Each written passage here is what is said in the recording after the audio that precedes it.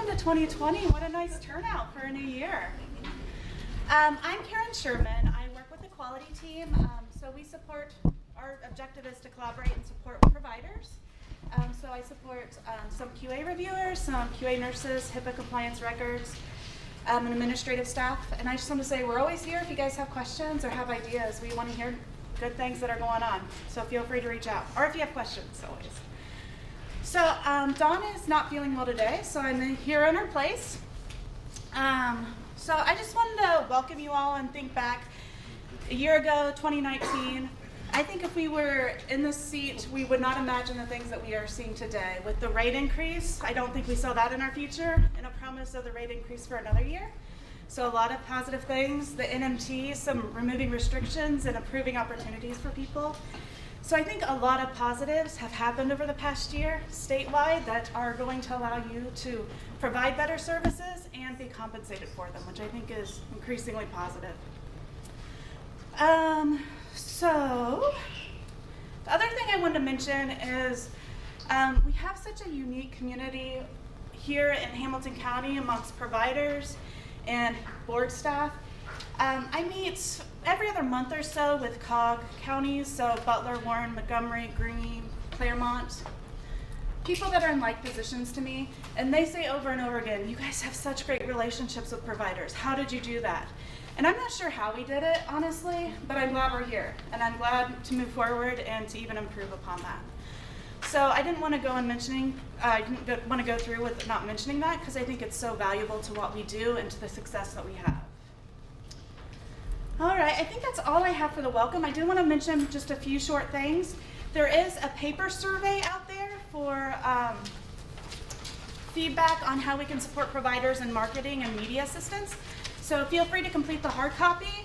Also, I send it electronically with the agenda, and I'll send it out with the minutes. So you'll get it a few different ways. Just make sure you complete that so we know what your needs are and how we can best support you. Since Dawn is not here, she's not going to talk about the annual plan, but I wanted to say that we did share that with the agenda. I'll send it out with the minutes again. And it's also available on our website. If you go to hamiltondds.org, it's available. It's on one of the bottom, what do you call those? Little streams. Ryan's not listening to me, my IT guy. So if you have any feedback. I'm listening to you 1 minute delayed. So. Great. If you have any feedback for the annual plan, be sure to email Dawn Freudenberg, or you can always send it to provider support and she can give it to Dawn. And I think that's all I have. And we'll welcome Jen Meadows.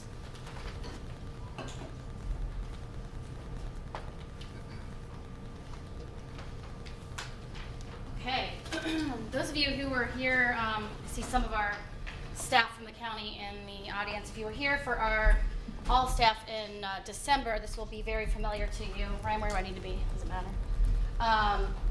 Those of you watching at home, this is all stuff we covered with our SSAs in December, all stuff that's new or upcoming, and as always, I want to be as transparent as possible, let you know exactly what we have going on, the way we're viewing it, and what we've told our staff. So this first piece doesn't really impact you a whole lot other than you may be in meetings where the SSA brings this up, and I want you to know why they're doing it and that it has to be done consistently. So you should be hearing a lot about it if you're in those kinds of meetings.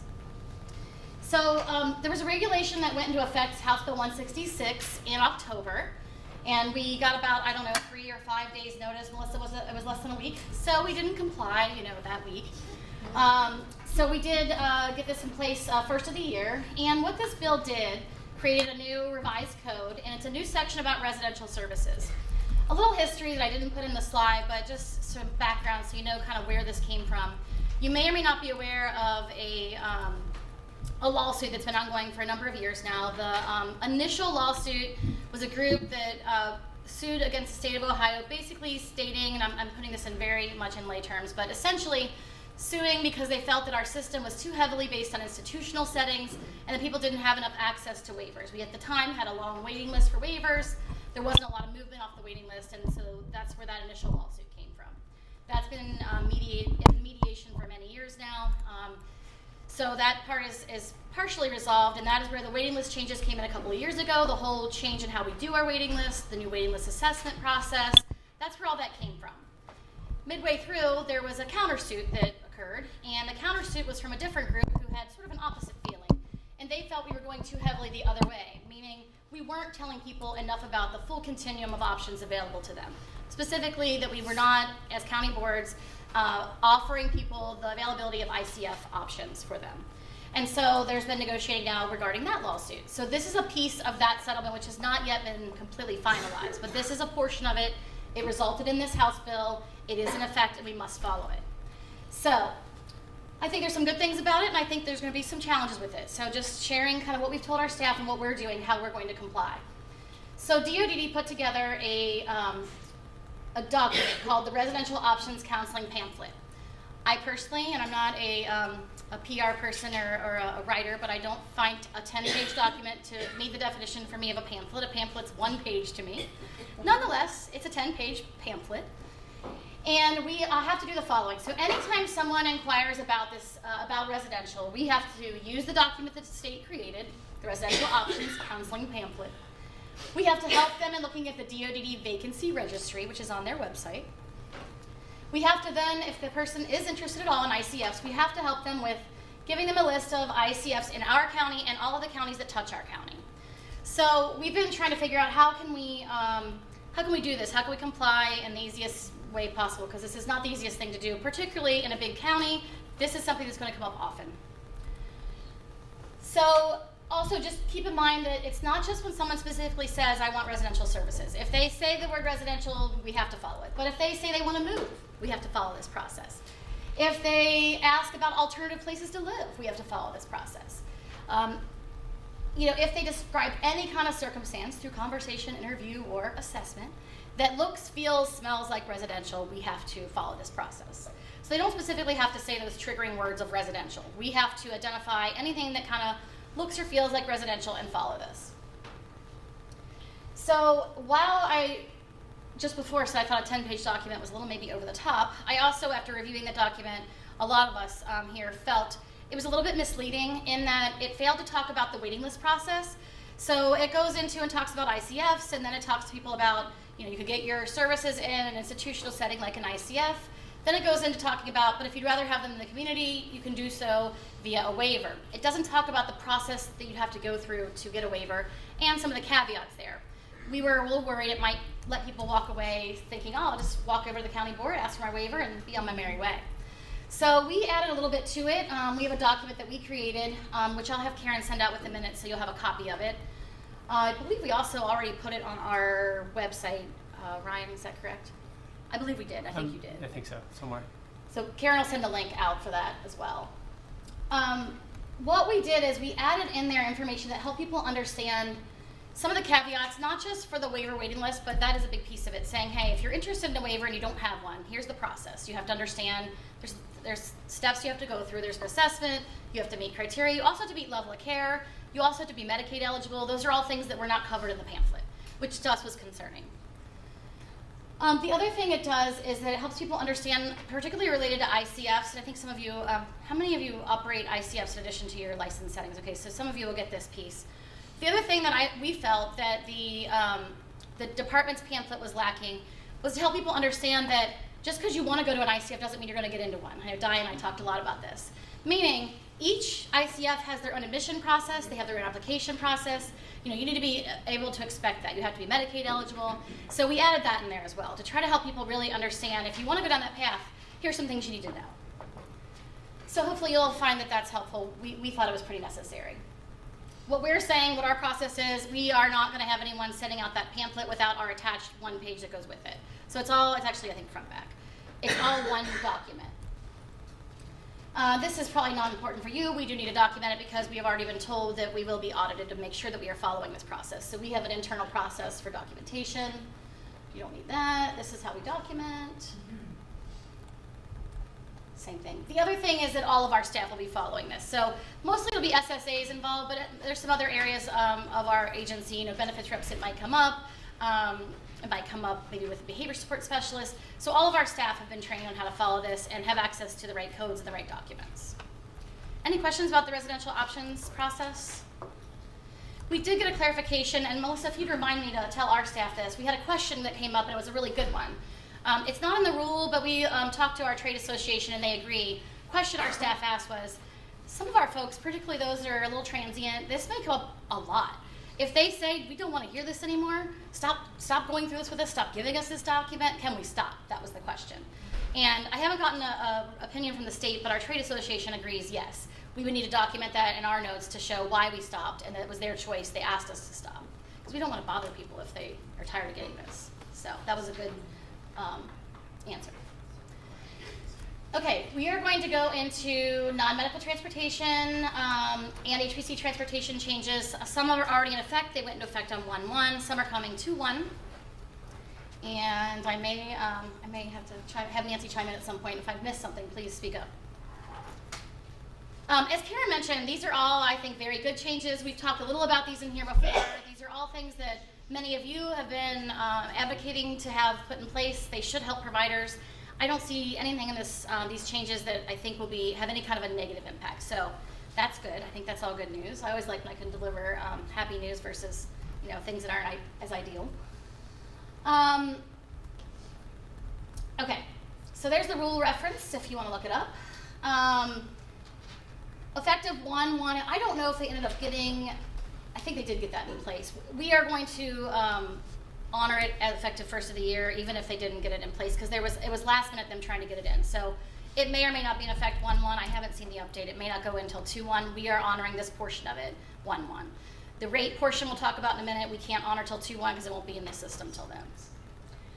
Okay, so the first thing that's changing, well, it has changed, I guess, now we're in the new year. They expanded the definition of non-medical transportation. I think this will be a really good thing. It has been expanded. It includes all the things it did before. Nothing's changed on that.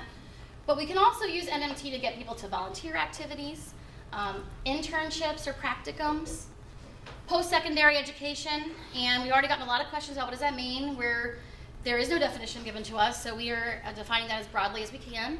We had a couple of questions, if someone's out of school and they're taking classes at the Oaks or things like that, will we count that? Yes, we will. The other thing, we've been operating this way anyway, but they actually included it in the rule. Think of this last bullet point here as the hubs. Many of you are familiar, some of you operate those. So if someone is coming to a hub and then from there they're dispersing to go various locations, they have expanded the definition to include transportation to, from, and in between places, including hubs, essentially. So all good news, expanded the definition. Okay, the vehicle requirement provision has changed as well. So prior to the new year, the rule was to use the per trip rate, you had to be using either a modified vehicle or a 9-passenger or greater vehicle. I will be honest with you and tell you we know that rule was not being followed very consistently. So we were not there policing it, but we know it just wasn't. So the good news is effective 1/1, there is no longer a restriction on the type of vehicle. Meaning, if you need to take Nancy and Ryan out for whatever during the day, if a car will do the trick and you get out in a car, fine, use a car. You can still use, to get to and from the program, you can still use that per trip rate. Doesn't matter what vehicle you're using, okay? So the good news is, sometimes we would see when people were following the rule, they would use a large vehicle so they could bill per trip to get just a couple people. Maybe you used a big van to get 2 people to and from day program when really you could have been using a small car. So hopefully that'll save some money for some folks and get people, more typical transportation. Okay, these are the changes that are going in on 2/1. These are the rate changes. Again, I think these are all good things.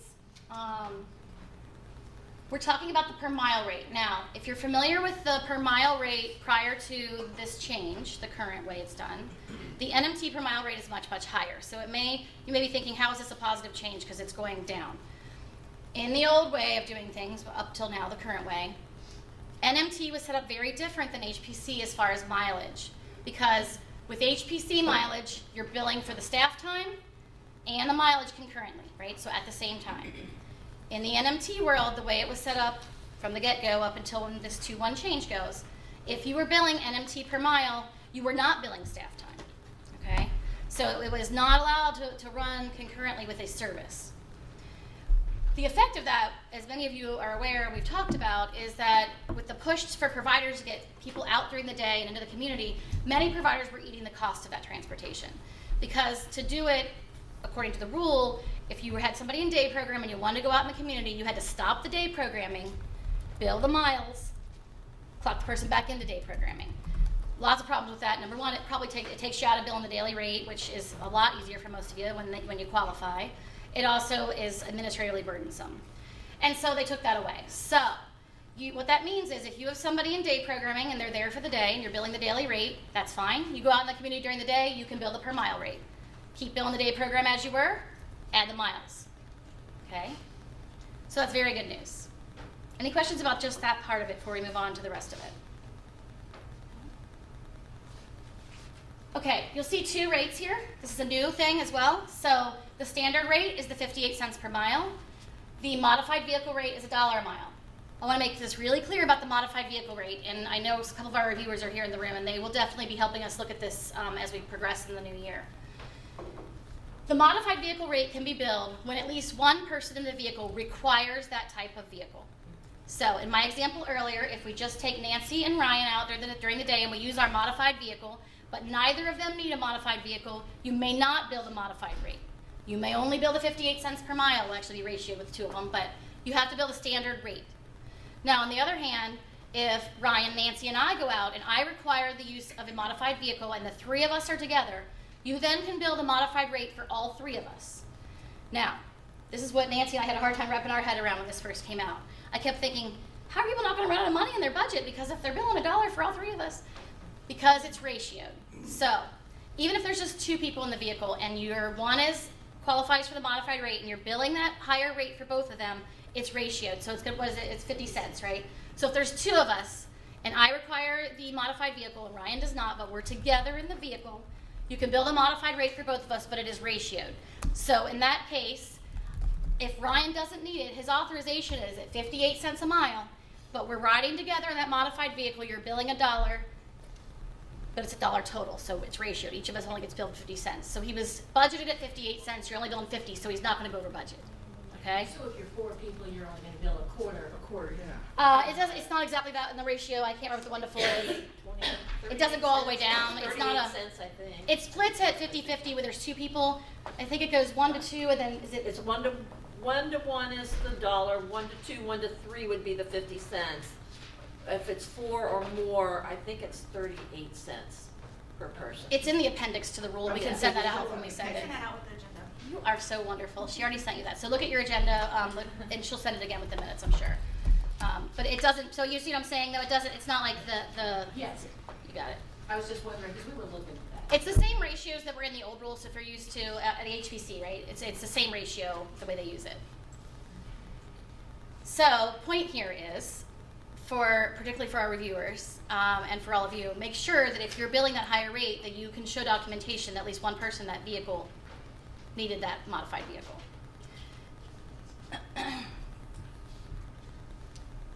Okay, we talked about this already. So you can bill them simultaneous. We already talked about that. All right, so I got to that already. Does everybody understand that? So you can keep billing your day service all throughout the day, even if you're billing miles in the middle of the day. You no longer have to clock the person out of programming. That's a pretty big change for you guys, and it's a good change. How many of you are eating the cost of middle of the day transportation because of this? So this will be a positive thing for you guys. Okay. This has probably been the hardest thing to figure out how we're going to handle. So, this is good news, but of course, with every change comes how are we going to make this work?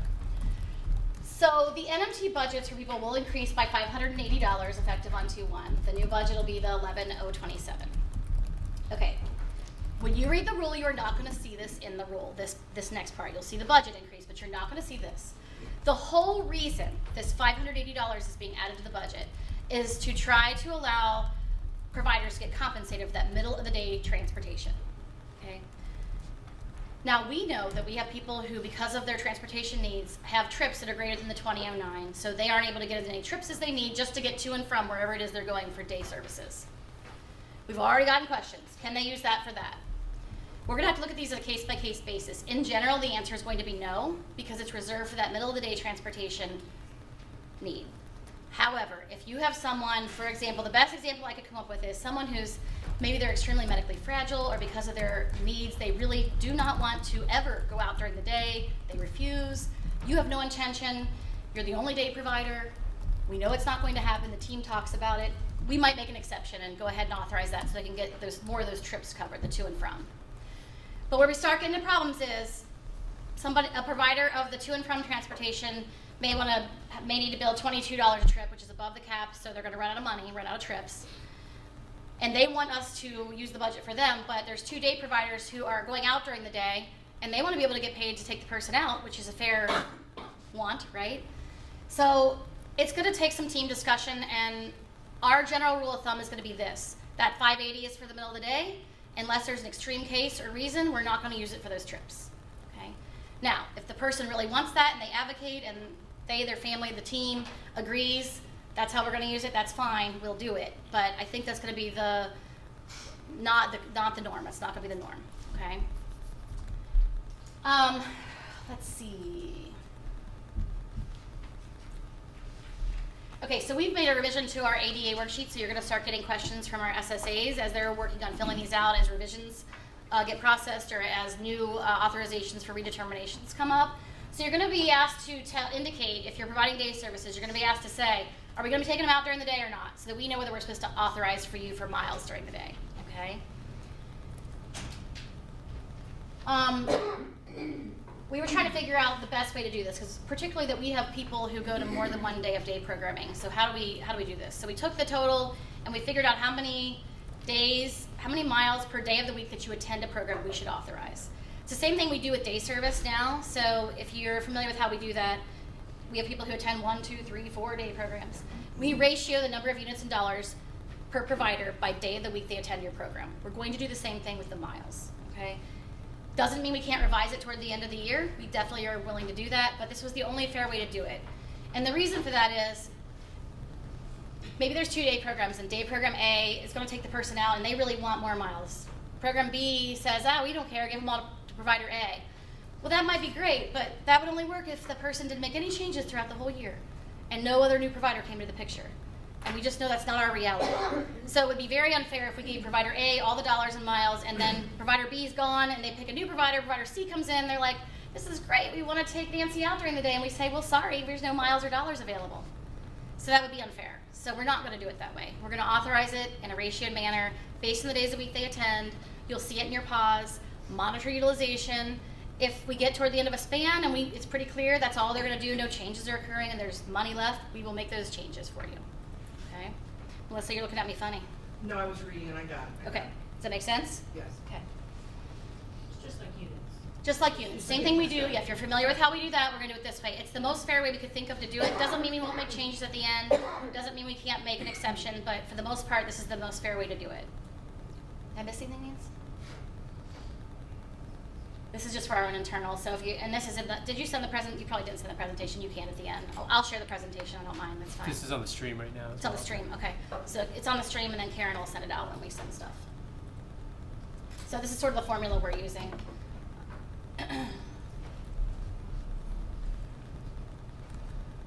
Okay, we talked about the modified rate. One thing I want you to know, if you look at the rule, and I know you all go read the rule because it's so exciting. The rule does require that if the person requires a modified vehicle, that we reflect that in the ISP. That's way too much for us to try to get SSAs to remember. So what we did is we put it on the worksheet. So you'll also see on the worksheet, that ADA worksheet, indication of whether the person needs a modified vehicle. It's on the residential worksheet too for HPC transportation, right? Yeah. So we'll need to know that because we consider our, I think it is, we'll double check I that. don't know if that's on there yet. I know we talked about it. Let's follow up. It needs to be on both, so we'll make sure it's on both. Remember, for us, the ISP, the My Plan, is a packet. It's the package. So it includes the Gatekeeper My Plan, the assessment, and all the worksheets. So that's why you're now getting a copy of those. We started that a couple years ago. So that's considered part of the ISP. So if you're getting a review and they're asking you about that, if you could please help us point them to the worksheet, we'd appreciate it because otherwise we'll get cited. So this is how we're handling it. Okay, so everything we talked about with the NMT per mile rate is going to be true with the HPC per mile rate. You'll see they're aligning them. Okay, so the rate's going to be the same, the 58 cents. There will be the availability to bill for the modified vehicle. I think this will probably be used less, but it is available if you need it. Same thing, we'll need to have the ISP reflected if the person needs the modified vehicle, and we'll make sure that worksheet is, either it has been changed or we will change it, one or the other. Jen, if we're gonna do it for day program, for 2-1, do we need to start contacting the SSAs then? If we're gonna bill Okay, so the question was, if they're gonna start billing NMT per mile, MT? what do we decide on this? If they Well, have per it miles was- already, we're gonna change the rates. Yes. If we have not had miles authorized, yes, you'll need to ask for a revision because we wouldn't know to add it for everyone. So at redetermination, we're just going to start asking the question and we'll automatically add it in. But if you want to change before a person's redeterm comes, you will need to do a revision asking them to go ahead and have those miles added. Anything else? I don't know any other way to do it. Yeah, that's what I thought. And if you were doing, the per miles to and from work, and we have a few providers that have been doing that, those are all being changed over to the new rate. If you're doing something different, you need to let us know. Yeah, so if you couldn't hear that, anyone who was previously authorized, we don't have a lot, I think we have 25 maybe on that People- list. Yeah, about that. People who had per miles, NMT per mile, God bless you, authorized previously up until the end of the year, we ran that. We're just gonna go ahead and change the rate, but if anybody's wanting to do something different, you'll need to have a revision for that. You don't need to ask for a revision to get the rate changed, we're gonna change them automatically.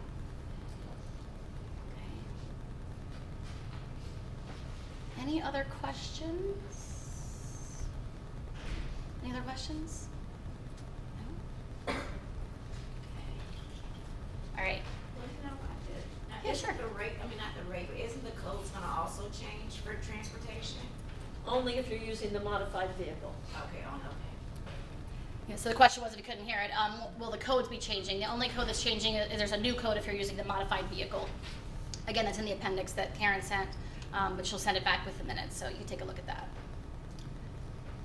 They are all roll-up codes, in case you're wondering, so they all do roll up. Okay. I wanted to have Di go over a couple things. I feel like there was something else I was supposed to tell you, but of course I cannot remember.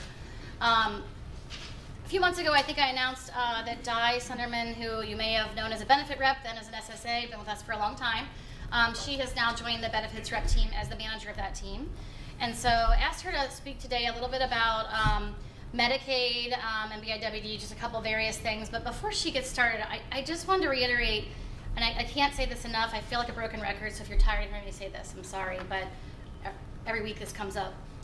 If people lose their Medicaid, people that you're serving, please involve us immediately. Because even if we're not the Medicaid authorized rep, so we can make sure that you know exactly the steps that need to be taken. Whether you're the day provider or the residential provider, this impacts you. And I know, I'm looking at Melissa, we've had a doozy we've been dealing with. Every week we get calls where providers contact us and say, I've been able to bill for 3 months or 6 months. I mean, I've had providers almost $500,000 in arrears in billing. Don't wait till then to contact us. And don't wait until the person terminates to contact us. Don't wait until 3 months after. Do something. Act now. Di's going to go through exactly what that means, but I keep saying that, and every week I get these calls from people, and we want to help you, but the longer you wait and the worse it gets, the less we're able to help. So some of the things that we used to do in the past to be able to get things fixed, we just can't get to happen anymore. So we'll do our very best, but please, please share with everyone, all of your staff. If you get one of those notices, it's a NOA, notice of action, it's telling you that this person's Medicaid is going to terminate. Don't just hope for the best. I mean, if they give you that, it's going to terminate unless you take action, period. And remember, if the Medicaid is no good, the waiver is no good. I get calls every week that say this, I don't understand why we can't bill. The waiver says it's fine. Like, the waiver is irrelevant. If the Medicaid is not in effect, the waiver, it doesn't matter. Don't even look at the waiver. It doesn't matter. Medicaid denial code that you get. There's a whole list of Medicaid denial codes, yes. Jen, do you have who you want us to contact? Is there an email address? How do you want to handle You want it to be you? I'll go. Okay, Di is going to go over all that. The other thing I wanted to say about that is, if you're dealing with, particularly, I haven't talked about, think about that family we're dealing with, Melissa, with you guys. If you're dealing with families who are currently doing the auth rep for the individuals they support, and they're just not able to handle it, if you could help us convince them to let us do it, it makes things 1,000 times easier.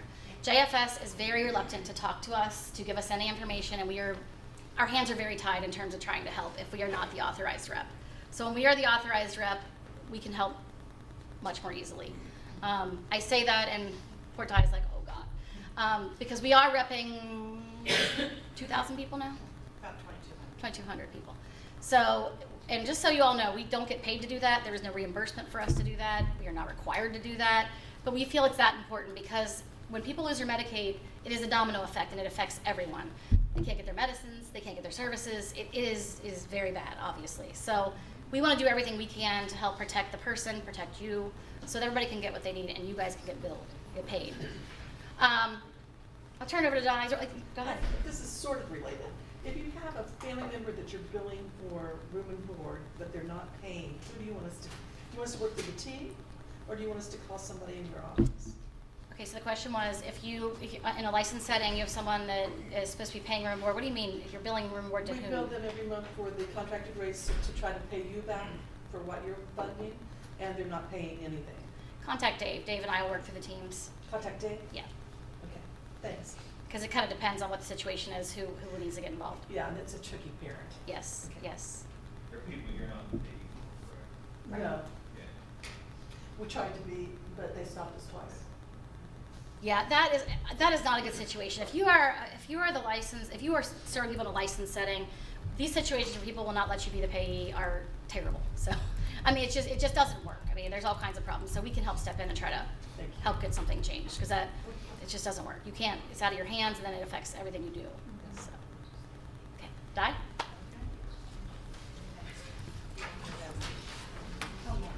Thank you. Or should I stay? Good morning, Happy New Year. Oh, come on, get a little more excited. It's Wednesday, for gosh sake. I know it's a full week after 2 different kinds of weeks. Okay, so I am Di Sunderman. I'm the new benefits manager of the benefits team. I'm glad to be back. Just real quick, to piggyback off of what Jen had said at the beginning, my topic today is New Year, new practices. We're going to be proactive. So I've given this handout to those of you at home, and Karen will also attach this to the minutes and things so you can have another copy. Moving forward, we're going to try to get ahead of this so that we're not pedaling backwards to get a few feet forwards. And I know you have all experienced that. I remember years ago how difficult this was. We are trying to rebuild our relationships with JFS. And it is true. If we're not the authorized rep, by code, they can't talk to us. So if you do have families, and I know our demographics are changing, so our parents are older, or maybe their siblings who help them are older, this is a good time to have these conversations in your MyPlan meetings. Our benefits team members are now mobile. They have laptops, they have cell phones, we're out and about in the community. If you think that their conversation would benefit your team meeting, call me, I'll ask someone to attend. We just ask that the agenda be they would speak first because they probably won't be part of your full team meeting. But if this is a topic that comes up time and time again about Medicaid or bills not being paid or lacks of coverage, this is the time to reach out to us, and you can email me, and we will work with you in the SSA. We try to make sure the SSA is always your point of contact, and we'll work with the SSA to get a handle on this. And a lot of this stuff anymore is electronic, and this is confusing and difficult for some of the people who help the people they care for. So let's get on board right away, and with our time schedules, we'll try to make sure we can get somebody out to you or to the family to maybe explain this better. I think too, what I've come to find in the last couple months, families look at Medicaid in a different light than we look at Medicaid. Medicaid might be their only source of health insurance, so you don't want the Medicaid to terminate because of that. Medicaid is also what pays for the waiver services, and I don't think families always comprehend that aspect, that the waiver is what's paying for the services. So on my little cheat sheet here today, I'm just going to reiterate, DD waivers are supported and paid for by the state Medicaid program. A loss of Medicaid means a loss of payment for the allocated waiver services for the people we support. So your waiver may still be open and active at the state level, but your waiver isn't paying for anything. It's Medicaid that is paying for your waiver. So we need to kind of throw that out this year so that people understand the really important person in this Medicaid waiver relationship is Medicaid. That's where the focus needs to be. And there are a lot of different forms of Medicaid, as when you get your NOA, Notice of Action letters. It'll say Medicaid ABD, Medicaid MBIWD, Medicaid LTC. It'll have all these acronyms. So if it would benefit you, I could come to one of your team meetings with your staff to kind of let people know what all this means, what the jargon means, so that you can be a little more proactive this year in knowing what is happening when you get those letters. And I've been opening the mail, and those 12-page letters that really are only about 2 paragraphs worth of information. I'm sorry, but it's confusing. And I can only imagine how confusing it is to a family member who is not really involved in any of these entity systems. So we're here to help, and like Jen said, get ahead of it. If you get a renewal packet in the mail and you don't know who the authorized rep is, call us, email us, and we will tell you it's us, we're taking care of it, or we didn't get one, thank you, we will take care of it. And if it's not us, then you need to go back and find out from the family who's doing this for the person that you care for. Maybe it was mom, and mom passed away a year ago. So now we need to find out who's doing it now. And that's a big important part of it. Please be aware of who your Medicaid authorized rep is for the person you're supporting. Because those change. If anybody just gets them to sign a form and says, we now want so-and-so to be the Medicaid authorized rep, JFS has to take that, and they make that change. You might not even be aware of it. So we need to stay on top of that. Make sure your SSA knows who the Medicaid authorized rep is, because that's very important when I go to, try to solve something. Then I know what entity to go to. When you get a billing error, and I know you get them, tell me the code you are getting. There's 244, 473, 476. That's a code where I reach out to someone different than if it says Medicaid's been terminated. So just give me a little more information, and then I'll know exactly who to direct my question to, and I can get back to you sooner. So I appreciate, hey, I'm trying to bill, but it says Medicaid ineligible. It's going to say that regardless. Go ahead and throw the code number in there, and then I can discern how I can correct that for you. And a lot of times, it's very easily corrected. It could be they are no longer in one type of Medicaid program, but now they're in this type of Medicaid program, and something happened, it didn't get flipped in MITS, M-I-T-S. And so it's just a matter of switching it, So just go ahead and give me those codes, and then we'll try to figure it out from there. The list I gave you today, these are things that we're going to try to work on, we as a team at DDS, and I'm going to be addressing this to SSAs. This is what we're trying to do moving forward to get ahead of the game. The first thing is, if you get something that says Medicaid renewal, call about it, act on it, inquire. I don't care, blow up my email. Tell me, you got a Medicaid renewal packet, what do I do with this, when is it due?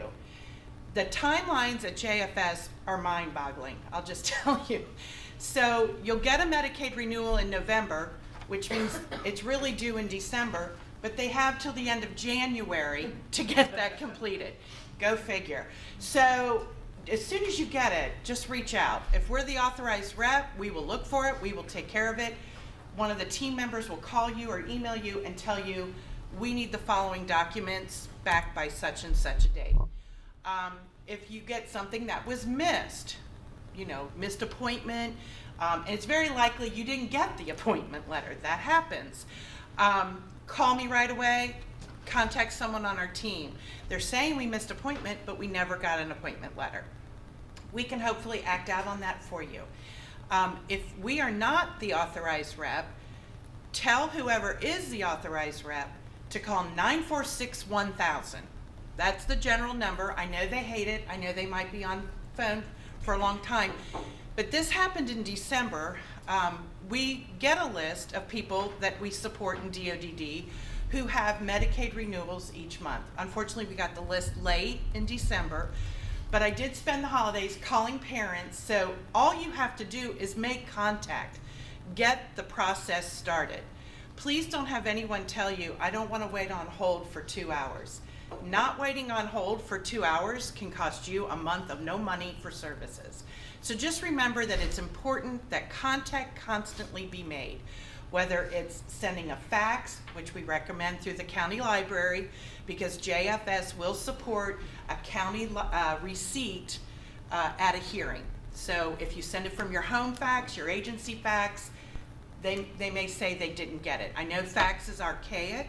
I don't understand it, but that's the way they do business. So we must comply with the way they do business. And if you can, if it's something that you think might need a hearing or an appeal later, send it from a Hamilton County Library. They do it for you. It doesn't cost you anything. They give you a receipt that's valid at an appeals. So just try to remember that. So one of the first things we do is we conduct all Medicaid renewals. If it's an appointment, if it's a packet, they do some that's just by mail, you return it. You can return it by fax. Again, you may want to do that from a county library. The other thing we need to do is if you get a checklist, and you will after you've already run the case, because their faxes take 2 to 3 days to get into their system. So for example, I run a case on Monday, I sent everything down, I get a checklist on Wednesday. Now I'm confused because I sent everything on Monday. Did you not get what I sent? Well, their fax system is such that the faxes come in and then someone loads it into their base system. It's not readily available to the worker until 3 days later. But they have a policy that the checklist must go out within 24 hours of the appointment. You're always going to get a checklist. So just follow up on it. Just say, hey, I sent this down a couple days ago. Do you see it in your system? Does the worker have anything else I need to send? Does this work? Does this not work? Create conversation, create communication. That's what's most important. The most important thing to be proactive against a loss of Medicaid is making contact. Because if you can document, you talked to someone, you emailed someone, you faxed something to someone, then you have done your due diligence. When it comes time for appeal and you say, it can't be terminated. I was in conversation with this person the whole time. Therefore, it's still active. They're still working on your case. And they have guidelines for that too. So your Medicaid's gonna terminate December 31st. I sent everything down that they asked for the third time, December 29th. I call on January 2, is the Medicaid open or active? They have 10 days to process that. Call back after January 10th. Okay, so I still don't know. Did you terminate on 12/31 or is it still open and active? Because now they got till January 10. So I know it seems hard, difficult, challenging, but you have to keep doing it because, and we have to ask our auth reps to keep doing it, because if you don't have that connection, the first thing they're going to say to an appeal, we never heard from you. Therefore, your hearing's over, you're out, and your waiver services are not paid for. So we want to make sure that conversation is constant and document. Just document who you talked to, what day you talked to, and what they told you. Or email if the worker is nice enough to give you an email address. The other thing we have on here, always report change in income to JFS. Medicaid is a financial need-based program. You are only eligible for it because you financially need it. You get the waiver because you meet a certain level of care. Therefore, Medicaid will be allotted to you because you need these extra things that are going to be outside your budget that Medicaid can help pay for, all right? If your person gets a reduction in Social Security income, or we're finding a lot, the parents have passed away, they now get a new type of Social Security income and their income has increased. You must report that immediately. They got a job, they lost a job, they got a better job. All of this is income, all of this is money coming into their budget that Medicaid must be made aware of. If they're not informed, this is criteria to terminate without notice. So anytime you have a change, please do not burden us with, my person is now leaving Goodwill Vogue program because they're working at blah, blah, blah. Or my person has left Arby's, he got laid off, but now he's working at McDonald's. We have to know end dates, start dates, hourly rates. This is all very important to Medicaid because this is a financial needs-based program and that income does matter. A lot of the people you support might be using food assistance. Income is dramatically important to the amount of food assistance that you get. And you certainly don't want someone's food assistance to be cut off because you forgot to tell them they left Arby's and went to McDonald's. So let's just remember, income is important.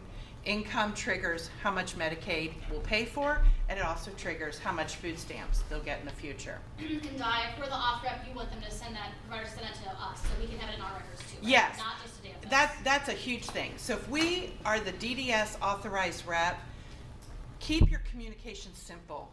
Keep it to us. We respond. We at least tell you we got it. If you feel the need to send it to JFS because you feel panicked about something, you're welcome to do that. But I have no recourse later because I don't have what you sent. If you send it to me, I can tell you this is good, or I can tell you this isn't enough, or I'm getting into a big thing about bank accounts. I can tell you, do not send this. We have to do something first. So if we are the authorized rep, please feel free to send it to us, ask us to review it, say they asked us for this, because they do reach out to others as opposed to the authorized rep. Again, another system that's mind-boggling to me. So if we are the authorized rep, we're not always notified. A parent, a family member, a provider might call me and say, so-and-so from JFS called and they need this bank statement. Well, that would have been nice if they'd have told us. But yeah, we can help you get that, but we don't want you sending it right back to JFS if we're the authorized rep. Please send it back to DDS, and I know the acronyms are confusing, but send it back to DDS and then we can review it. We'll document when we send it, and then we have a way to follow up to make sure that's what they really needed. For families, tell them to call me, because it's confusing. So now I want to get into bank accounts. So the Stable Ohio account is here. It's awesome. We highly recommend it. For those of you who don't know much about it, I recommend you go to one of their presentations. It really has made life for the people with different abilities live an easier, better quality of life experience. It really is. It's hard to convince families of this because change is difficult, and especially elder family members who are used to a certain way, and they're easily targeted for scams. It seems like, oh, I don't know, we've always done it this way. Just know that Stable Ohio is here. It's really well grounded. It's here to stay, and it's an excellent source for people who want to use protected accounts against Medicaid. So number 4 is the MBIWD program. So this is Medicaid buy-in for working individuals with disabilities. This enables people that we support to work, earn a typical income, but still keep their Medicaid because their level of care is such that they would need the waiver or other services to keep having quality of life. There's a lot of advantages to the MBIWD, and this is anybody who earns a taxable income. So if they're attending your VOC program at your day program, or your provider is providing some sort of vocational habilitation and they're being paid a taxable income, that person is eligible to apply for the MBIWD. So keep that in mind. It does have criteria, which I think is a shame, but it's from the age of 16 to 64. I don't think anybody should be told at 64 all your benefits are going to change and end because you've aged out of something. I wish somebody would tell me I'm going to age out of something, but nobody has said that yet.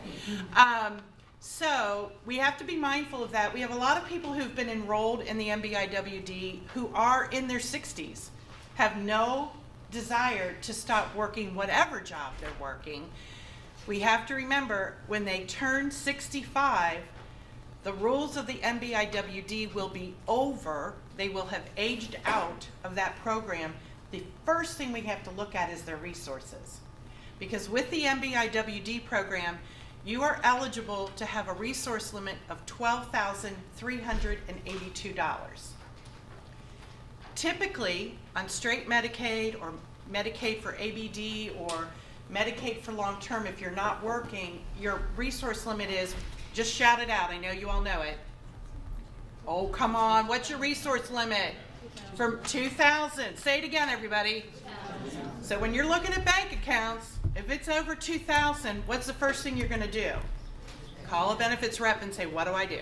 That's what you're going to do, because there are creative, constructive ways to make it work, but we have to do it within the guidelines and rules of ODM and JFS. And some of those things might be open a stable account. Let's say this person isn't spending money like they used to, and it just keeps building up, and every month you're like, what the heck, he doesn't want to go anywhere, he doesn't want to buy anything. So the stable account would be an awesome resource for that, because you can still access that money at whenever, and it can be used for anything: rent, utilities, food, travel, as opposed to a trust, which is also, there is a great advantage to a trust. A trust cannot be used for daily living expenses. So if you have somebody who is continually over the resource limit, we need to look at some things. In the past, you had two options: spend the money down and get a receipt. Now he owns 3 flat screen TVs. Or go buy an irrevocable burial agreement, which, with the change of our demographics, is not a bad thing to be thinking about. I just want to give you a little heads up. If your person is in an age group or a health position where that might benefit them, that might be a discussion at your team meeting, that maybe some of the money should now be started putting away for irrevocable, that's the key word, irrevocable burial arrangements. If something's already been set up and that's all taken care of for them, and they're just not traveling like they used to, and their money is building up, then you're going to want to look at the stable account. Because you can still manage the stable account just like you do any other bank account. JFS will ask for the balance of the account every year, as they have the right to, but there's nothing they can do about the balance because it's a protective account. Okay, so moving forward this year, one of the things you're going to want to do is start looking at everybody's resources, look at their source of income, and see if there aren't some changes that need to be made to protect them throughout the year.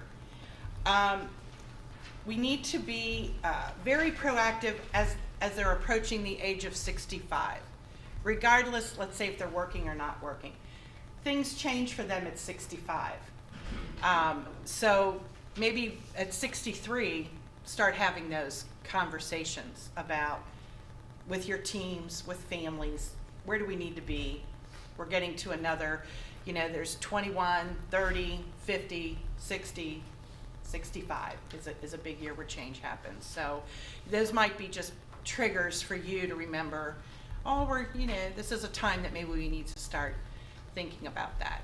So what we're hoping is that you will reach out to us for any questions, whether we represent the person or not.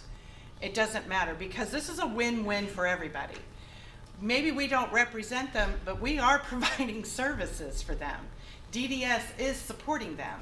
So we don't want them to lose their services. We want their quality of life to continue, but we also don't want people not to get paid for providing the service, and we're not in a position where we can always pick up the tab if the Medicaid is lost. So the more we have conversation, the more that people ask questions, And the more that we work together ahead of time, I think the better 2020 might go for us. So if you do get a notice, the PLOM, SSAs call them plums, I think that's cute. When you get that list or you get notified that you're due to have an appointment this month, that now becomes priority. Take action on that. Because remember, the Medicaid is what pays for the services you're providing. If they lose that Medicaid and that's your responsibility, it's your responsibility to know what's going on. And I can take a few questions. Yes.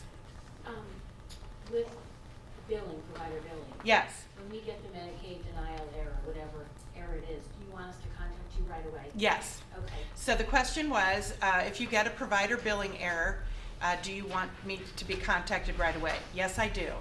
Contact me right away. I sometimes, depending on the time of the month, we might get a lot at one time.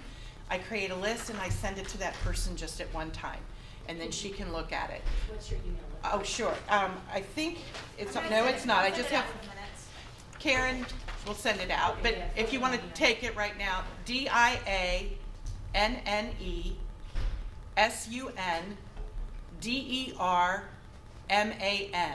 Diane. Oh, I'm sorry. That was doing my home. Diane Dodd Sunderman. Yes, there's 2 N's in Diane, 1 in Sunderman, at hamiltondds.org. Thank you. And I believe it's also on our website, like if you go to contact somebody. But yes, please email me, tell me the code, and then I know where to go from there, okay? If you're having trouble, you go to the doctor's appointment and they're like, his Medicaid isn't working, or we can't get a dentist appointment without this, go ahead, call me, call our benefits team, 794-3300, ask for a benefits rep. They can get you a new card sent out. They don't send them every month anymore. So hang on to the ones you have. But if you need a new one, we can do that. Yes, Eric. So keep in mind too, the contact's so important for this reason. I'm with families all week long, every week, right? Fear is one of the biggest things that stands in front of families, whether they're young, and being overwhelmed, right? Keep those 2 things in mind. Fear and being overwhelmed. I meet with 98% mothers of all people and families, right? So as we talk about getting people out, as we talk about people contributing, I like to say contributing instead of employment, but even in terms of employment, right? Families are, if they're overwhelmed and fearful, I will hear oftentimes a lot of myths about, hey, if they earn money, right, they're going to, we just want to stay kind of where we're at. We don't want to screw with our Medicaid, right? And that's so often not the case. I hear that from our collective staff even. They'll even tell families, right? Oh yeah, right? Because there's a lot of myths about that. So please keep in mind, right? Make it okay for families. Like, we're not trying to sell something, right? Let them know, hey, why don't we check into that? And we have people that will do that for you. You don't have to do anything except let us know, right? It's really, really important, because that is a real barrier to the people we start getting out and doing what they want, getting on with their life. And also for the families, if they know we're going to help them, that they don't have to do a whole bunch more, that's helpful too. So I really appreciate that, Di. Oh, thank you, Eric. And again, yes, if you have someone who's going to get, I know minimum wage just went up a lot of places, and I think that's awesome. If you have families that are saying, no, he cannot take that job, or no, he can't work that many hours, it's going to ruin his benefits. We have on staff Teresa Schlemmer. She's our benefits analyst. She is happy to sit down with families and work the steps. And it is a myth. It takes a very long time before you would be off your benefits. So there's a trial and error period, and there's all kinds of steps that go through before that would be determined. So please don't ever feel like you have to be afraid to say to someone who supports someone you serve, there are other options, we should learn about them. Thank you, Eric, for bringing that up, because there are lots of options for the people we support, and there are lots of things that they can be contributing to without fear of losing what they already have. Yes? Would you give that phone number again? Oh, yes, you can just call the general number, 513-794-3300, and you just ask for an available benefits representative. There are 4 ladies on the team, myself included, and they will look to see who's in the office, who's available, and someone can help you. Yes? Is there a limit on the stable accounts? Yes. What what is that? So if you, I just looked it up yesterday. You may deposit a cap of up to $15,000 a year into the stable account. If they're working, if they have employable income, you get an additional $12,642, I want to say. So you can deposit up to $27,000 a year if they're working. Now the stable account, and the acronym stands for something, and I apologize for not knowing all of it, but it's the ability to have experience, quality of life experiences is what is the main goal of it. If you have someone who comes into money, Medicaid knows this already because their social security number is attached. So don't think they got the money in March, we got all year to figure it out. You don't. You got about 30 days. So here's the guidelines on that. If it's a social security payback, let's say Social Security realizes, oh my gosh, his mom's been dead for 10 years. He should have been getting SSDI all this time. Now he's getting a check for $20,000. Call us. We'll tell you how to quickly take care of that. But you do get 9 months to distribute and take care of a Social Security payback. That is the only one you get time. Any other windfall monies must be taken care of within the calendar month it was received. So hopefully, anything they get. Please use us for that, because I chimed in properly, because I can't tell you how many times people, particularly families, sometimes providers, think they're doing the right thing to help someone spend down their money, and then what we find is all these improper transfers or improper transactions, and then it's really hard for us to help you, or for us if we're the rep, to make it okay with JFS. Improper transfers of money or improper use of money is automatic termination grounds. So please call us if someone comes into money. Di and her team know exactly what's proper, what can and can't legitimately be done to keep them eligible for their benefits. Please use us to help you with that. Yes, even if we're not the authorized rep, because Definitely. we can direct you. And there are some things that must be taken care of within the calendar month that was received. I have a family who received a lawsuit settlement on the 23rd of the month. We had to take care of that within that month.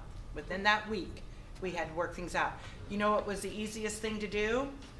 The stable account, because you can do it electronically. So a lot of the money went into that. They didn't have one.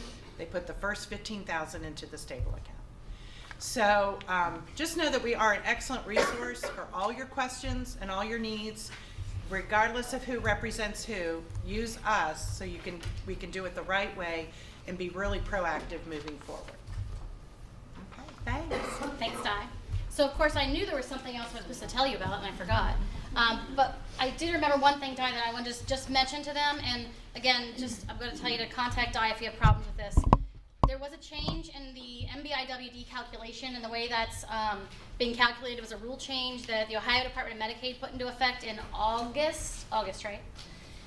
And I don't want to get into too much in the weeds, but the impact that you need to be aware of is that many people's MBIWD payment is going to increase or has increased, and substantially in some cases. We had one that went from like $6 to $600. So it's a big deal.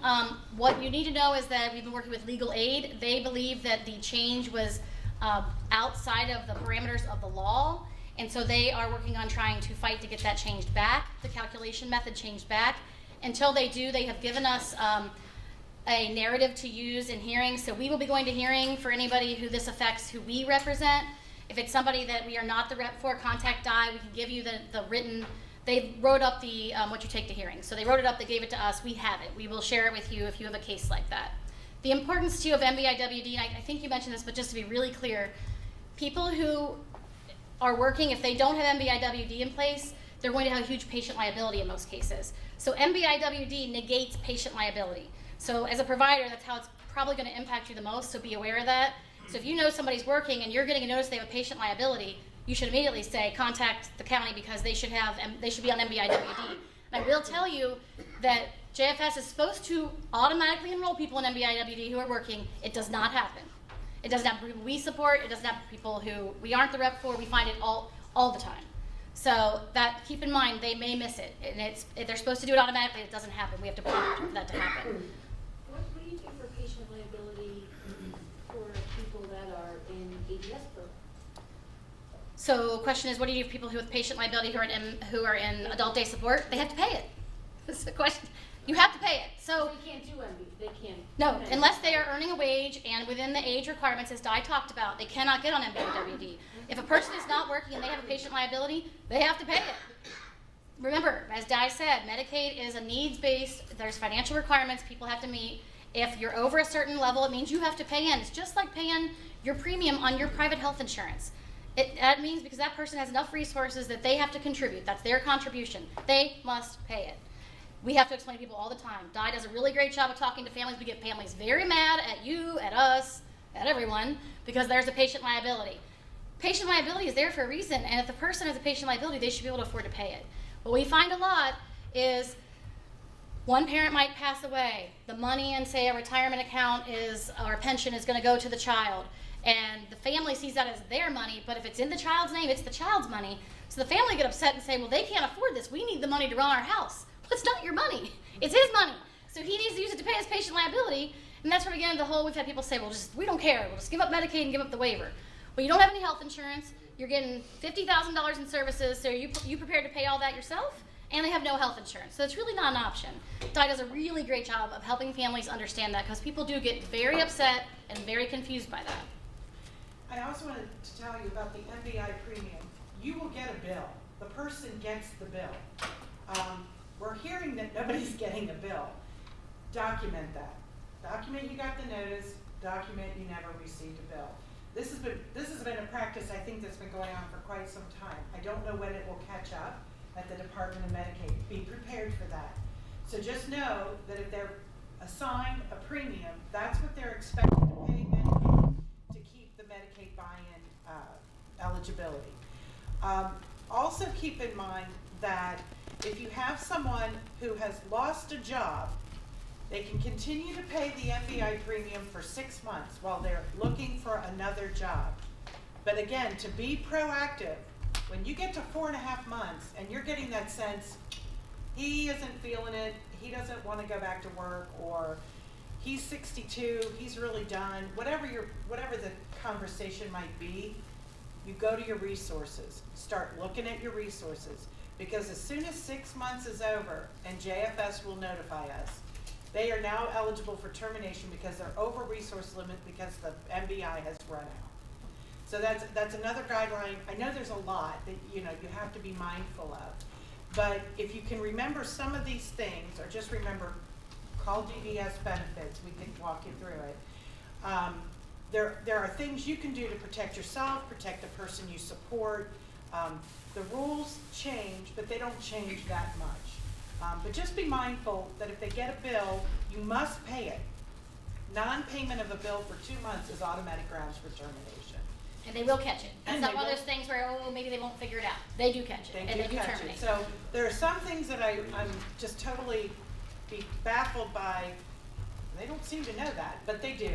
And eventually it comes back. And remember, they're the key to everything. So they have their own rules too. And they'll backdate and do whatever they need to correct their end of the problem. So we want to be proactive, making sure we're aware of everything that's going on with the Medicaid. Sorry. That's all right, thank you. Okay, so probably more than you wanted to hear or know about Medicaid this morning, but it's all really critically important, and we're here to help navigate. So we're very glad to have Di on this team. She's doing a great job, and will be a great resource for you. Last thing, I talked to Melissa a little earlier. I was like, should I mention this?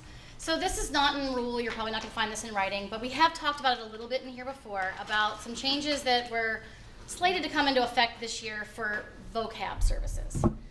So there was a work group that met. I was not part of that. I know, Melissa, you were on it. Some other folks were on it. And they were looking at a revamp of vocab because the state of Ohio is under some pressure to make some changes to that service. CMS wanted some changes. And so what was supposed to happen, starting, I think it was supposed to be July 1st of this year, was that the vocab service was supposed to be end dated for anyone who didn't meet what they're calling the sunset provision, which was if this is what was supposed to happen. As of July 1 of this year, 2020, if a person was in vocab and they were not over the age of 50, they would have to terminate the vocab service and enroll in a new service that was going to be brought up July 1 called BEST, B-E-S-T, basic employment skills training. And those services were going to be very similar, other than they were going to put a very strict time limit on the BEST service. There was always supposed to be one in vocab, the definition of it, pre-vocational time limited. We all know it was never enforced. So the BEST service was going to come up, so anybody who was under the age of 50 at the time of the new service came in would enroll in that, and anyone new coming to the service would go into the BEST service. Well, everything was written up and went to CMS, and they said, no. You can't have two services that look so similar in effect at the same time. So we're kind of back to the drawing board on that. This is just my guess on what's going to happen. Melissa and I go to a meeting, I think the 23rd of this month. We're both on the implementation work group, which is looking at how this is all going to go into the system and training and all that. So I'm guessing we'll hear more then. What I anticipate happening and what I've been communicating with the state about is I think they should just take the new BEST service, leave it as is, bring it up. I don't think it'll happen July 1.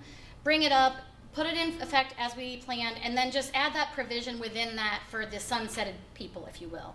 So anyone that would have stayed in vocab could get the BEST service, but they would not be held to the time limited nature of it, whereas everybody else would. It's a 60-month time limit, essentially. So I don't know if that's what's going to happen or not, but just so you know, I would anticipate a delay because of this response from CMS. I think that's the key takeaway. We'll keep you posted as to what we hear. No decisions have been made yet, but we do know that the response from CMS was that you guys can't have, the state of Ohio, cannot have two waiver services that are nearly identical running at the same time. So more to learn and hear about that, but I anticipate a delay at least. I can't imagine them getting that up and running by July. Maybe I'm wrong, but experience tells me no, that's not going to happen. Melissa, anything else you want to say about that? The only thing that I've heard is that they're saying that it still should be implemented in 2020. And I say that with quotation marks, it's not gonna happen, sorry, my opinion. But that they're looking at doing a tiered approach, so don't ask a bunch of questions if we don't know what that looks like. Yeah. That they're looking at making it one rule, but it'd be a tiered approach that if you're 50, same concept, Yep. you'll go into BEST, or if you're 50 and older, you'll do this part of vocab. Right. If you're 50 and younger, you'll do this part, but they're looking at doing a tiered approach with it. And they're still saying that it should go into effect at the end of 2020. Okay. So in case you couldn't hear Melissa on the especially at home, what she's hearing is similar to what I said, that it may be delayed. They're still hoping for 2020, and that they're maybe looking at a tiered approach with the new service that's coming up. So we'll share more as we learn it. I can't imagine them doing much different than that, but we'll see. So I cannot imagine it going to affect July, though. So we have a little time. All right, we covered a lot this morning. Does anybody have any outstanding questions or any announcements you'd like to share? No? Our staff's heard this twice now. You guys tired of hearing all this? Jen, I have a few things. Oh, okay. The compliance reviewers will be out in room C, so if you have questions or just want to introduce yourself, feel free to stop by. There's fruit and coffee over there, which will definitely not last, so make sure you take some to enjoy for the rest of your day. Granola bars as well. So we look forward to seeing you in 2 months. Thanks. Feel free to mingle, network.